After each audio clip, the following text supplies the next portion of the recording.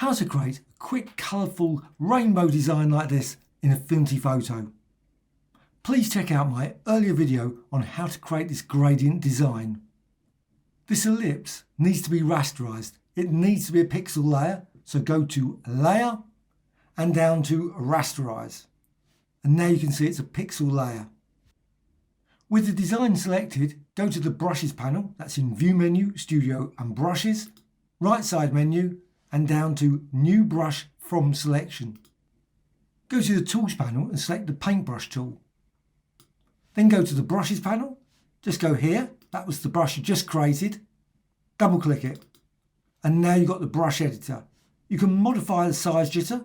I'm going to go for full on 100%, and that's in the dynamics. Go to general, and I'm going to reduce it down a bit. I want it about 300, 400, don't want it too big.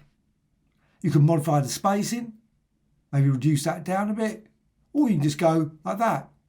However, what you can also do, again, dynamics, you can also have scatter X and scatter Y and put that to 200, 300%. Have all the different designs flying off in different directions. You can also, if you want to, recolor them. You can see the color changes there. 100% for hue jitter as well.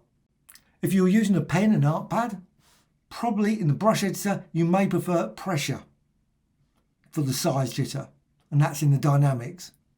However, if you're using a mouse, you may prefer random. Set the random there.